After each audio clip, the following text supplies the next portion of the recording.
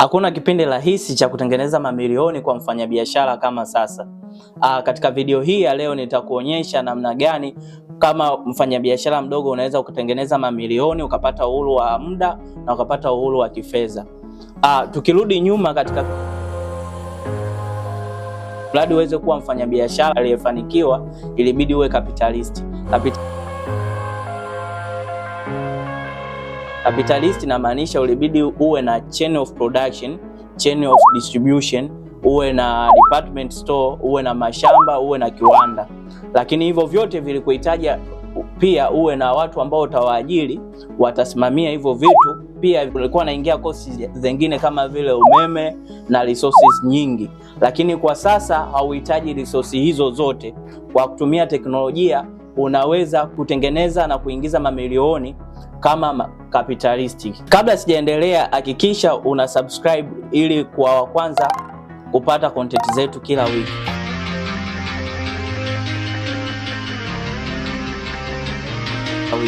Wakati wa ujio wa internet, makampuni mengi ambayo yalishindwa kuingia kwenye .com bubble yalikufa, lakini biashara nyingi ambazo ziliweza kuingia kwenye internet zilikuwa kwa uharaka na kuwa makampuni makubwa, kwa mfano Google, Amazon, eBay na kadhalika.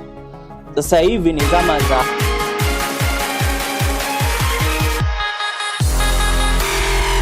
za AI. Internet imetuletea AI. Sasa ndani ya muda mfupi tutaweza kuona biashara nyingi ambazo zitashindwa kuweza kuintegrate AI kwenye biashara zao zitaenda kufa na zitaenda kuachwa nyuma, na biashara ambazo zitaweza kuintegrate AI na kwenda na kasi ya teknolojia ndizo biashara ambazo zitaweza kuwa makampuni makubwa sana.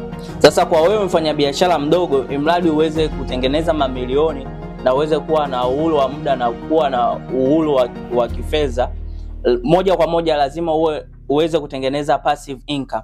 Na passive income inamaanisha kwamba uweze kutengeneza hela hata kama ukiwa umelala. Hii ni muhimu kwa binadamu yoyote, kwa sababu binadamu yoyote anaweza kuwa chochote wakati wowote. Kwa mfano leo hii ukapata ajali, ukavunjika mikono yako yote. Je, biashara yako itaweza kuendelea bila uwepo wako? Au familia yako itaishije bila uwepo wako, bila ya wewe kuweza kutengeneza hela?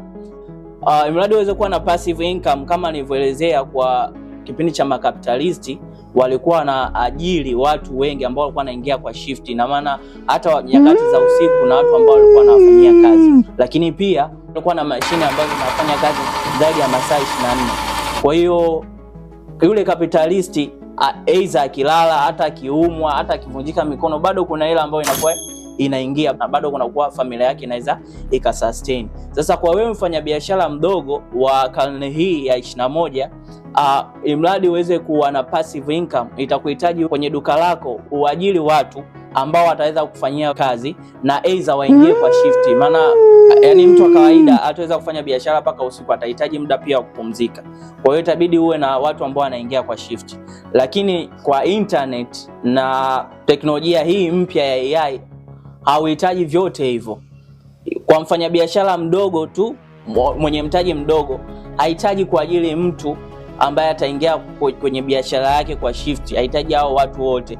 Kwa kutumia internet anaweza akatengeneza mamilioni, akatengeneza passive income, na ni very simple. Wengi nikizungumzia swala la internet kibiashara wanadhani ni kuwa na mitandao ya kijamii, kuposti bidhaa zao kwenye mitandao ya kijamii. Hiyo ni moja tu, lakini pili, unabidi uwe na website, ambayo website ndio msingi wa online presence. Website ndio msingi wa online presence kwa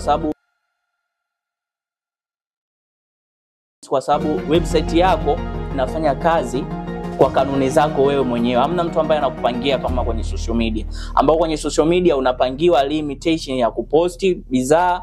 Kuna sheria nyingi sana kwenye hizi mitandao ya kijamii, nadhani wengi mnazifahamu. Lakini kwenye website una play kwa kanuni zako wewe mwenyewe. Lakini pia website inafanya kazi masaa 24 siku zote za wiki. Ina maana wewe kama mfanyabiashara mdogo hautohitaji tena mtu kuingia dukani kwako kwa shift. Wewe utaweza kutengeneza passive income. Kwa hiyo na website yako ikiwa na system ya malipo, ina maana watu wanaweza kalipia popote pale walipo. Kwa katika karne ya 19, kipindi cha kapitalisti, imradi uweze kuuzia katika large scale, uweze kuwauzia watu wengi, ilibidi uwe na department store katika kila mkoa.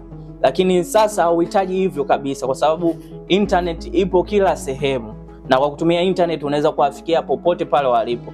Kwa hiyo ukiwa na website, wateja ambao wapo mikoani wanaweza wakaagiza kutumia website. Mteja wako ambaye yupo Arusha, Mbeya, mteja wako ambaye yupo Kenya, nchi yoyote ile, as long as unaweza kudeliver iko kitu, unaweza ukawauzia.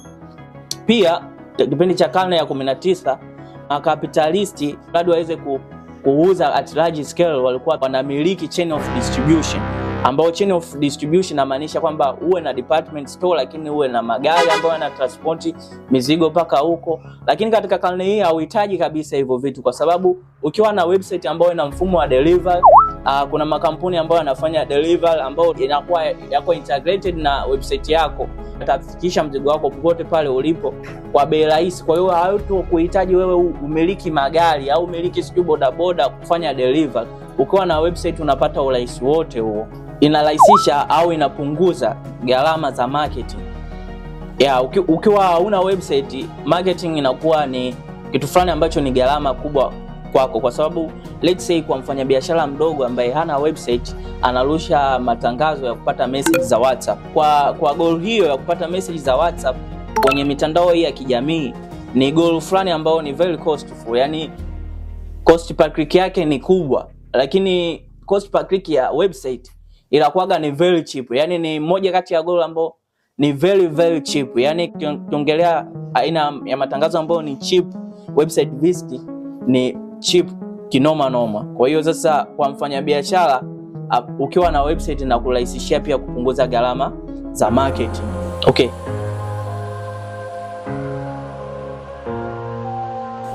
Sasa swala la website kwa wafanyabiashara imekuwa changamoto kubwa sana, kwa sababu website inahitaji expertise, yani inahitaji uwe mtaalamu wa vitu fulani. Kwa mfano, unabidi uwe ni mtaalamu wa coding, uwe ni mtaalamu wa hosting, ujue masuala ya domain hosting. Najua hayo maneno ni mageni kwako. Kwa sasa hautohitaji kuwa na knowledge zote hizo.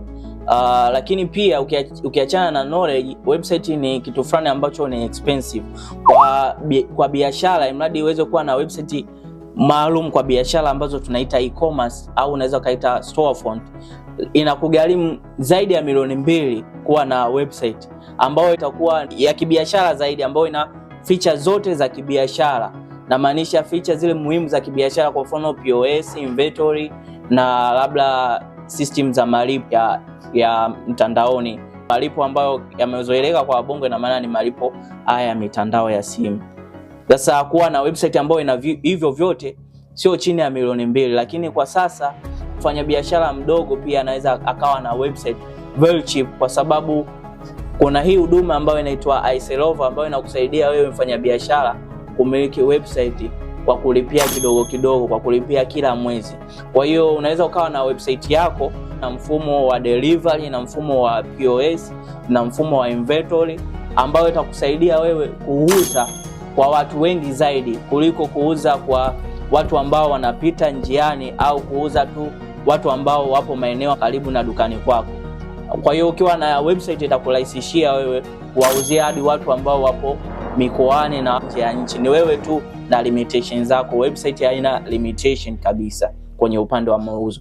Lakini pia katika mfumo wa delivery pia hivyo kudeliver vitu itakuwa ni rahisi kwako, kutrack zile delivery itakuwa ni rahisi kwako, au utahitaji tena umlipe bodaboda uwe na bodaboda wako, inakuwa ni very easy. Lakini pia katika mfumo wa inventory unaweza kuona stock zako jinsi ambavyo zinatembea, na issue ya wewe kutokuwa dukani kwako, kama umemweka mtu dukani kwako, inakuwa ni rahisi wewe kujua biashara yako inaendaje, kwa sababu chochote ambacho kitauzwa wewe utakuwa unaweza kuona. Kwa hiyo ni iSellOver, jinsi ambavyo inaweza ikakusaidia wewe kama mfanyabiashara mdogo.